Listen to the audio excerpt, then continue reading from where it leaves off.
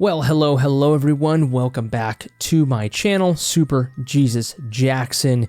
Today's video is a little bit more interesting because I don't usually do these videos often. I do it from time to time whenever I get the passion.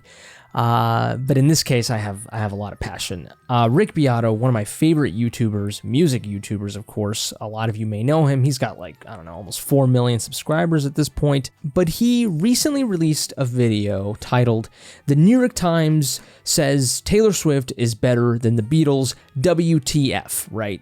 Crazy headline, of course. Now, I mean, the New York Times really is to blame for that crazy headline too, sort of. I did see that post. I mean, it's not as inflammatory as Rick Beato's headline will imply, but, you know, he's a YouTuber, I'm a YouTuber, we've all, you know, been guilty of sort of spicing up the headline just a tiny bit, right? Whatever. But this little video, I watched it, and I was like, oh my god, I want to say this, I want to say this, I want to say this. And I feel like I have to make a video about it, particularly because not only, you know, I like Rick Beato, I would like to commentate on Rick Beato's opinions, but also Taylor Swift. I haven't really spoken about Taylor Swift a lot on my channel. I've made, I think, one video talking about Lover and how it's one of my favorite Taylor Swift songs, and really one of my favorite songs, like, you know, that have come out. But that's been a while. It's a long time ago. I've been a little bit more open on my opinions on Taylor Swift. And for those of you who have been following me for a long time, I don't have anything against Taylor Swift, by the way. I'm just going to get that out of the way. I'm not a huge fan of her music, right? And so, you know, given in the spirit that I'm being a little bit more open and I want to comment on this Rick Beato video and sort of, you know, I want to put my 2 cents into how this topic relates to music and, you know, the way that we see music as a society, the way we perceive it, the legacy of it, you know, that sort of thing, right? We're going to react to this video and we're going to stop it from time to time and stuff like that, and I'll give my little opinions there. If you're new to this channel, please go ahead and consider subscribing. This is one of the things that I like to do. I like to analyze all types of music from different artists. I like to talk about movies, movie scenes, reactions, all that sort of good stuff. If you enjoy that, if you do happen to enjoy that, go ahead and hit that subscribe button. Go ahead and give this video a like as well if you want to see more content like this, I guess. I don't know. Let's watch the video. Hey everybody, I'm Rick Beato. So I opened up my phone today and I'm just kind of scrolling through and I come to this thing that says, "How big is Taylor Swift?" It's from the New York Times. But then I look a little closer and it says, "Is she bigger than the Beatles?" That was the clickbait that got me to go to the article. So this article talks about the Beatles hits and their chart performance and compares it to Taylor's. There's a lot of other details and variables that I'll cover here. Pop music isn't made the same way it was 60 years ago. It's not listened to the same way. Now we have streaming. People bought albums back then. And it uses things like #1 hits to compare what the Beatles did 60 years ago with what Taylor Swift has done since the mid-2000s. Now, I have a little bit of history with Taylor Swift. Actually, I don't know Taylor Swift at all. But I produced a band called Need to Breathe. As a matter of fact, I produced 3 records of theirs. One called The Heat in 2007, another one called The Outsiders in 2009, and one called The Reckoning in 2011. And in 2011, Taylor Swift asked Need to Breathe to open for her 82 dates, and I went to a bunch of the concerts. I went backstage. I got within 5 feet of Taylor. I didn't meet her or anything. I'm not going to say I met Taylor Swift back then, but I went to a number of the dates and I saw kind of how the whole machine ran. Okay, let's take a look at this chart here where it talks about the #1 songs that they had. So it took the Beatles 6 years, from 1964 to 1970, to get 20 #1 hits, whereas Taylor Swift took 12 years to get 12 #1 hits. Furthermore, the Beatles between 1964 and 65 had 11 #1 hits, including in 1964, "I Want to Hold Your Hand," "She Loves You," "Can't Buy Me Love," "Love Me Do," "Hard Day's Night," "I Feel Fine." And then in 65, "8 Days a Week," "Ticket to Ride," "Help," "Yesterday," and "We Can Work It Out." That's almost the whole number that Taylor's had. Now, some of you might be saying, wait a minute, Taylor Swift had #1 songs before then. Well, she had #1 country songs, but as you can see, anyone can have a #1 country song, including me. I had one in 2013, so they're obviously not that hard to get. Before we go on, let me finish the Beatles' #1 songs that I haven't mentioned. Number 12 in '66, Paperback Writer, Penny Lane, All You Need Is Love, Hello Goodbye, Hey Jude, Get Back, Come Together, Something, Let It Be, and The Long and Winding Road in 1970. Out of the Beatles' #1 songs, there's only 3 people that wrote them: John Lennon, Paul McCartney, and George Harrison. By contrast, Taylor Swift's 12 #1 songs have 12 different writers. They are Taylor Swift, Max Martin, Shellback, Jack Antonoff, Aaron Dessner, Liz Rose, Fred Fairbrass, Richard Fairbrass. Wait a second, the Fairbrass brothers? That's right, said Fred. They're actually listed as songwriters because the Taylor song borrowed from it. What you made me do. Rob Manzoli, St. Vincent, Post Malone, Kendrick Lamar. Having so many collaborators allows Taylor to tour endlessly because these people are feeding her song ideas all along. Let me give you an example of what I'm talking about. You know this song? We Are Never Ever Getting Back Together. It's written by Taylor and Max Martin and Shellback. I remember when we broke up the first time, saying this is it, So, had enough. if you remove the vocals from this and just listen to the track, that's just a guitar loop. She's playing one phrase there and they're just looping it in Pro Tools. We call this a bed track, or just an instrumental that you write lyrics over.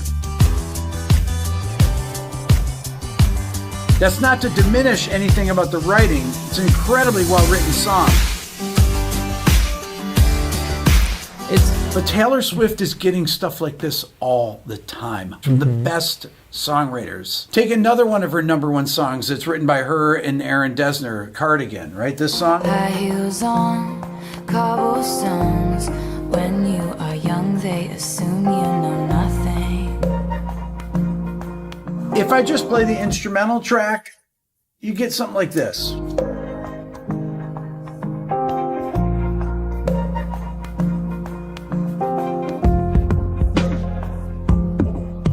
These are tracks that she writes the melody and lyrics over.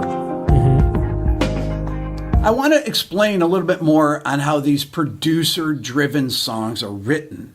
The reason I soloed the instrumental bed is because the producers, in the first case, Max Martin and Shellback on We Are Never Ever Getting Back Together, that's all them. They did all that stuff. Yeah, Taylor may have played the guitar riff 1 or 2 times and they cut it up, but they're doing the drum programming, the keyboard parts, the guitar parts, all the swells. Everything you hear is them. The Aaron Dessner track is all him. He's playing the guitars, the keyboards, the drums, everything. The Jack Antonoff thing, if you look at the song Fortnight, if you look at the credits, it says Taylor Swift vocals, songwriting, producer, Post Malone vocals, songwriter. But Jack Antonoff, producer, songwriter, drums, synthesizer, percussion, electric guitar, acoustic guitar, programming. That's how these songs are made, and it's important to acknowledge the producers. Taylor Swift ain't pressing buttons and programming drums and doing anything like that. This is not unique to Taylor Swift. This is pretty much how all pop music is made, with a bed track, and then you have the top line, which is the melody. Now, I don't have any knowledge of Taylor Swift working with Max Martin, but I've met Max Martin before. Now, Taylor probably writes the melody or some of the melody and the lyrics, but when I listen to We Are Never Ever Getting Back Together and I hear that chorus melody, I hear a Max Martin melody or a Shellback Max Martin melody. That's how they write melodies. I've listened to so many of their songs and analyzed them. These guys are pros. Max Martin is an amazing melody writer. And these guys are behind the scenes like that, and they don't really get the credit. But this is how pop music is put together for the most part. No, as well written as these Taylor Swift songs are, you can't compare them to songs like Lady Madonna, which has a piano part that's so complicated to play. Or a song like I'm the Walrus. It starts out in B.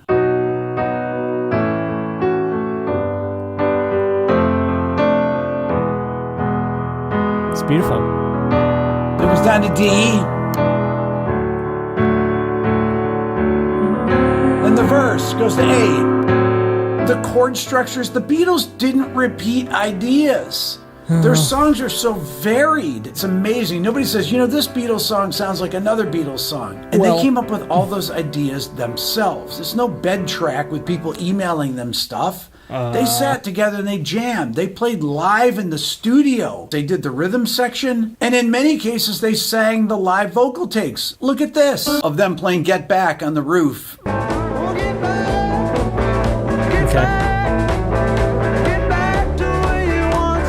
That Get Back is basically the one that's on the record. That song. Now, I don't want to diminish what Taylor does, but these are completely different universes. The Beatles not only innovated melodically, lyrically, harmonically, meaning the chords changes and things like that. They created much of the vocabulary of music that came after it. Taylor's innovations are in commerce or reinventing herself. She's actually kind of a content creator. Think about it. She had #1 songs as a country artist and then thought, okay, I want to be a pop artist. And who does she go to first? She goes to Max Martin because Max Martin is the hit maker. Right. And then when she wants to change her music again, she goes to Jack Antonoff, who's an indie rock guy. And he writes these kind of indie rock songs, and she changes her music that way. And then she goes to Aaron Dessner from The National, who's also an indie rock guy. And they all... Okay, I'm going to stop it right there for now. I'm going to finish the video and everything. Rick Beato's videos are really, really good. That's why I'm actually watching it with you guys, even though I already watched it. But they're really engaging videos. They're edited really well. And Rick Beato's a great content creator, okay, on YouTube. I love his stuff. Go check him out. You probably already, have already done so if you love music. The main thing, ultimately, that I think, at least for right now, that I will mention, that Rick Beato, I think, misses, #1 is, and this is something that I see and I feel in a lot of his videos, is this comparison, between old music and new music, He always does these sort of Spotify top 10s, and a lot of the times it's him being like, this music it's all right, but, it's nothing like the bangers from the past, and then, we have this video now where, obviously a juicy headline from the New York Times, and then he sort of copies that for his YouTube video. And we get, this amazing topic that is perfect for him, which is basically, Taylor Swift you can't compare her, to the Beatles, because they're in different universes, as he says, right? What I will say to that is that I used to be this way. Really, it has nothing to do with age, which obviously Rick Beato is much older than me, much smarter than me, probably. But it has nothing, I've felt this way before, okay? For the longest time, up until maybe 4 or 5 years ago, no, probably more than that, but for the longest time, I just listened to, the greats, MJ, the Beatles, instrumental music, some classical music in there, and other stuff, from time to time that were mostly from, songs that were considered really, songs and artists that were considered really great, and anything else that was popular or whatever played on the school bus. I was born in 98, so you do the math.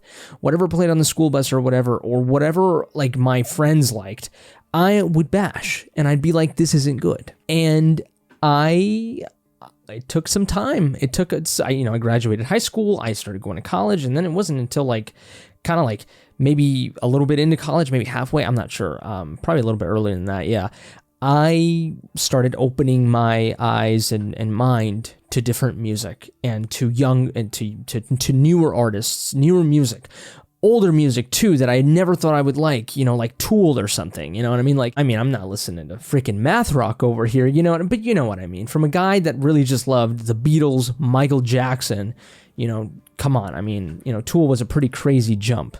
But I also started liking younger artists, newer artists. I started seeing the beauty in it, okay? Now, I'm young, right? And now here's the thing too, and this is, the interesting part, is that when people are young, they tend to open their minds a little bit more, right? They tend to somewhat appreciate the past. But if you're a typical young person, you'll just listen to the whatever is cool right now. And you'll think it's the best stuff, ever, because you're young, right? Now, I'm 26, or 25, going to be 26.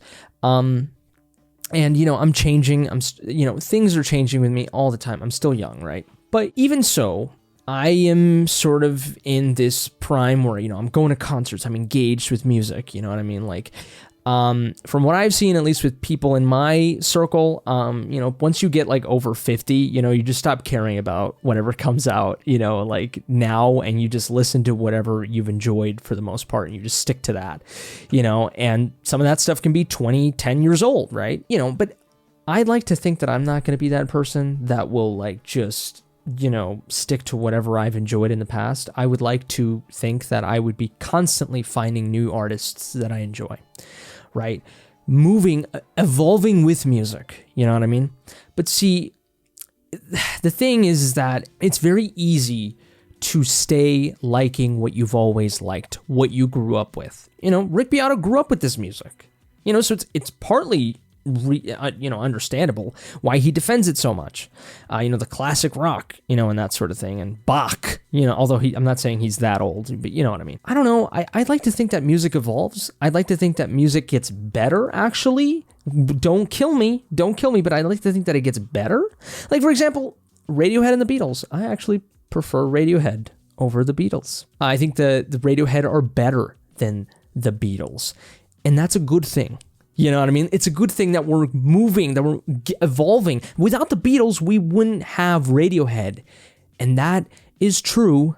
And you can also think Radiohead is better than the Beatles. You know what I mean? Like, it's all about evolution. I love James Brown, but I'm not going to sit here and tell you that Michael Jackson is not better than whatever. I'm not going to tell you that Michael Jackson isn't better than James Brown, because he is. And that's okay. That's the point. Hell, I love Justin Timberlake right now, and in many ways, I think he sort of rivals Michael Jackson, like, and that's great. That's awesome. I love that the people who I've held to such high standards, where years and years later, Justin Timberlake isn't even a new artist, right?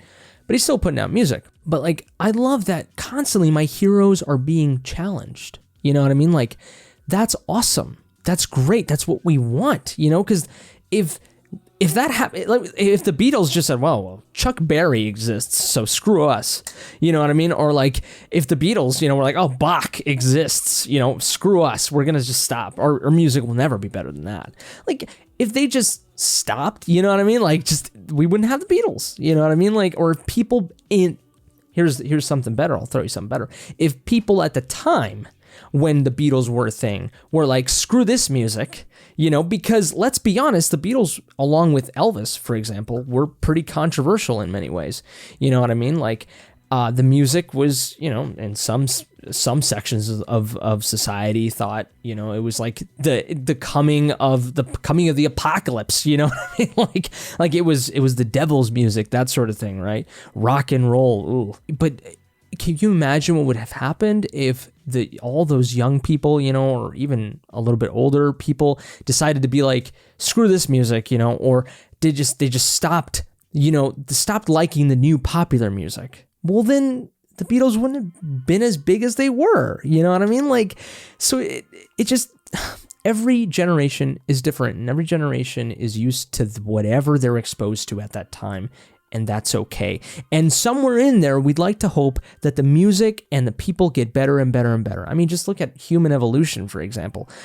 I think we are much better now than we were 200 years ago. You know what I mean? From a societal standpoint, from a civilization standpoint, right? We've evolved, we have better ideas, we treat each other better, and so is music. You could say music is a little bit better now, right? I mean, I think you should be able to say that's the point. Things should get better, like technology. This thing that and I see it in the comment section, with Rick Beato's videos, and, and I see this sort of attitude with a lot of people that tend to watch these videos. Old music was better, they don't make them like the good old days anymore. And it's like, well, it's not that, it's that you stopped evolving. That's what it is. But don't get me wrong. I do have aspects of that in me as well. Like, at the end of the day, Michael Jackson to me is the king. But I'm not going to lie that sometimes that is tested. You know what I mean? Like I said, with Justin Timberlake, for example. Now, as you could tell, I'm not talking about Taylor Swift or the Beatles, I am not a big fan of Taylor Swift. If you were to tell me pick between the Beatles and Taylor Swift, I would pick the Beatles. But Taylor Swift is a product of her time, and you can't deny how many people love her music. In the same way that you couldn't deny at the time when the Beatles were the shit, how many people liked their music. I mean, I don't know, songs like I Want to Hold Your Hand, and Help, somewhat complex songs, but very, very simple pop songs. Twist and Shout, Do You Want to Know a Secret? Amazing, phenomenal songs. And also, Rick Beato over here is saying that, the Beatles were, super original or whatever. I Feel Fine is basically a ripoff from a previous rock and roll song from a black artist.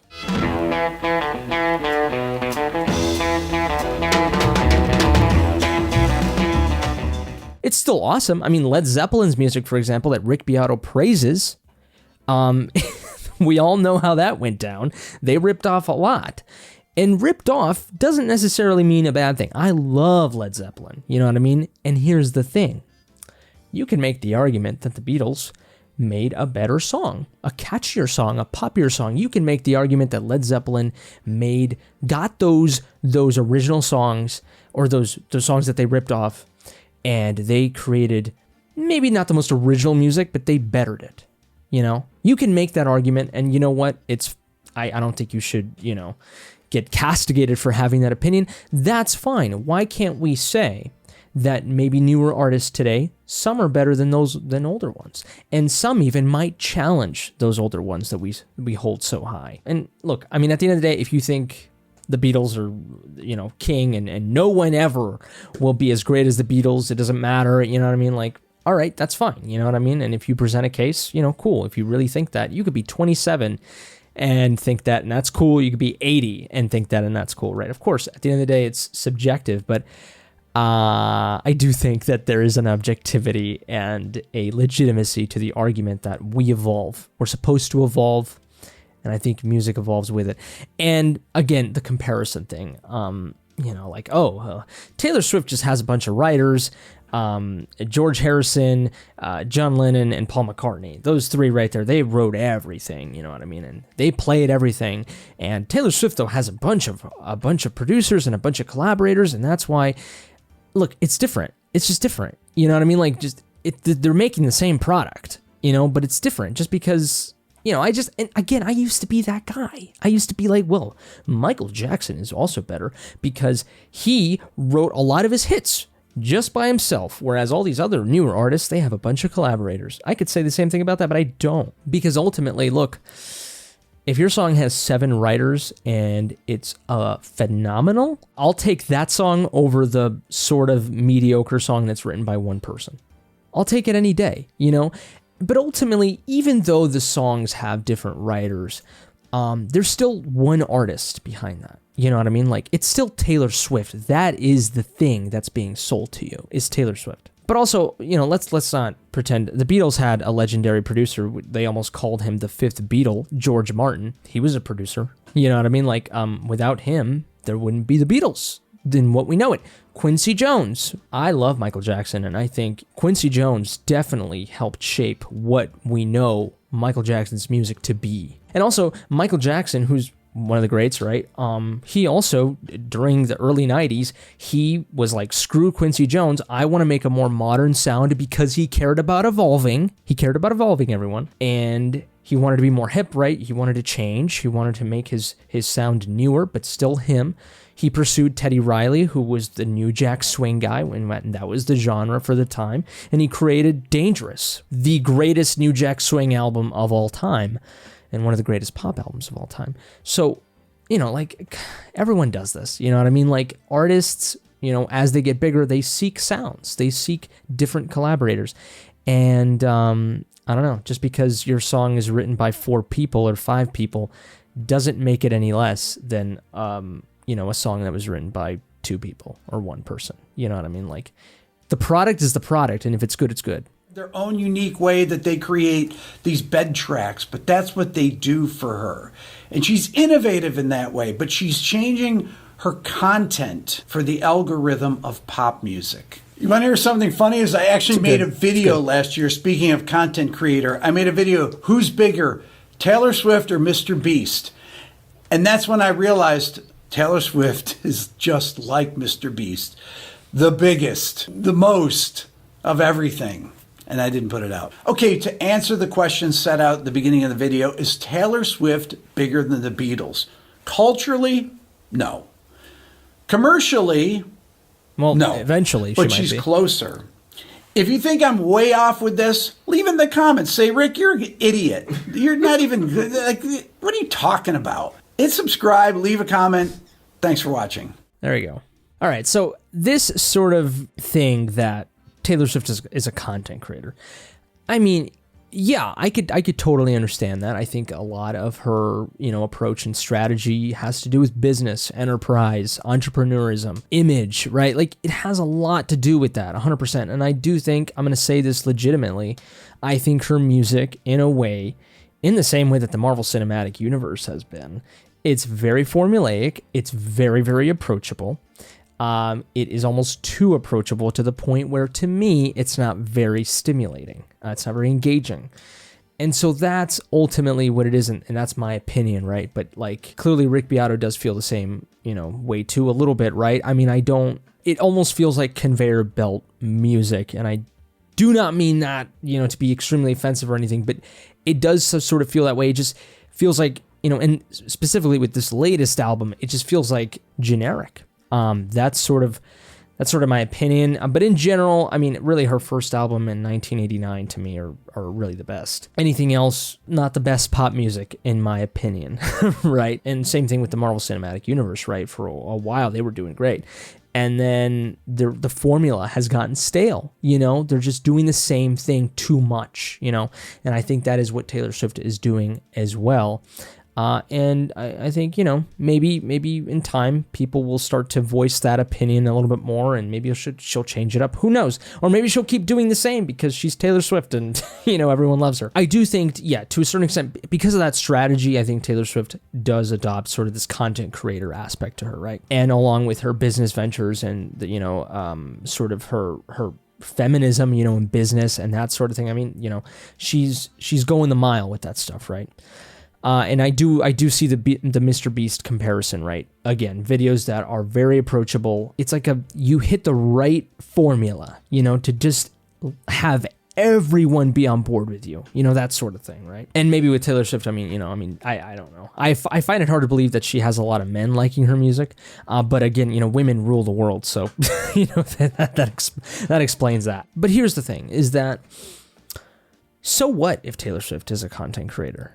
So what if she has a bunch of collaborators? So what, all the things that Rick Beato said? You know what I mean? Like, Taylor Swift is popular because of all those things, the collaborators, the business stuff, the strategy, the formula, like all of that. She's successful because of all those things, but also, and you can even say primarily, maybe mostly, just a slight smidge, because she's Taylor Swift. I mean, you can make the argument that give all of those combinations and all of those things, that make her successful to anyone else, and that someone else will become as famous as Taylor Swift. You can say that, but I don't think so. I think there is a certain thing that people like people like Taylor Swift. The thing about it is, and I think this sort of goes in line with the whole AI conversation, which Rick Beato is definitely, sort of a little bit more on the creator side of things, he doesn't really like artificial intelligence in music, at least,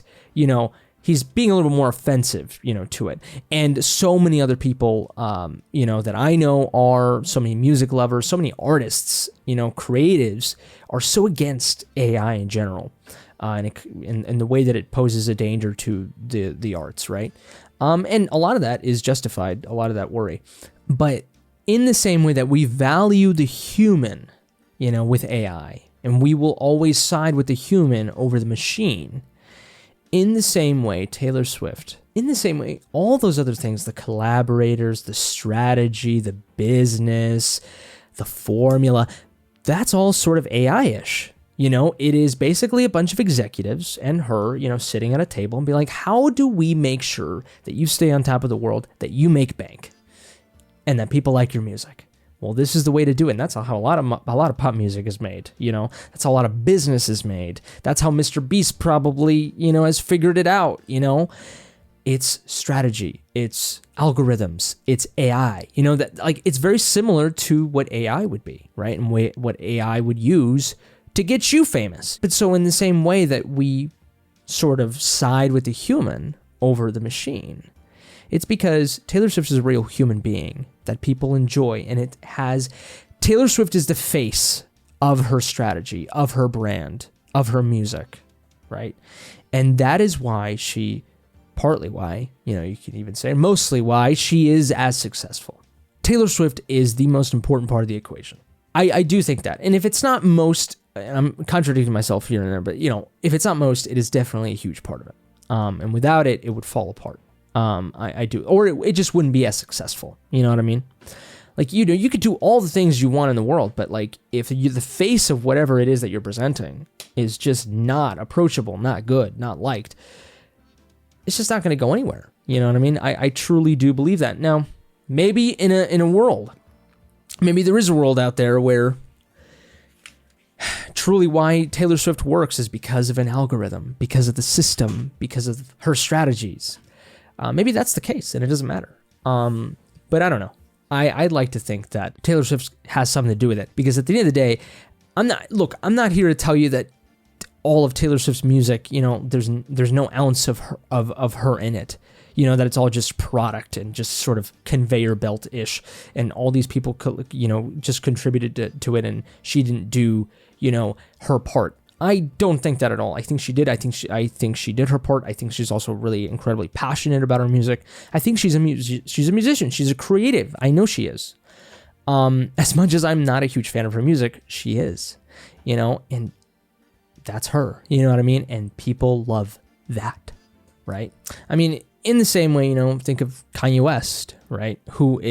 He is a notorious, not in a bad way, I guess, collaborator. You know what I mean? Like, but he's really kind of he's the Steve Jobs of the equation.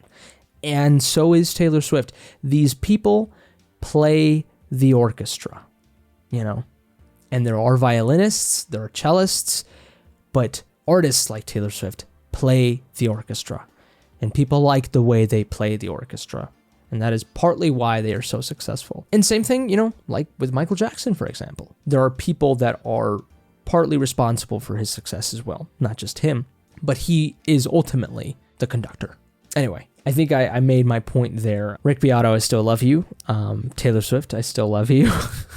But there we have it, everyone. I hope you really enjoyed this extremely long analysis, reaction, commentary video, whatnot. Please let me know in the comment section below what you think. Do you agree with me? Do you think I'm off base? Do you think I'm just full of crap? Do you think I'm onto something here? Go ahead and let me know in the comment section below. I'd love to engage with you there.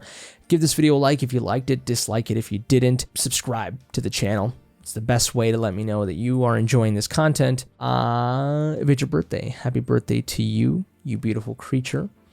But I think that's it for me. You all take care, stay safe, and until next time, I love you.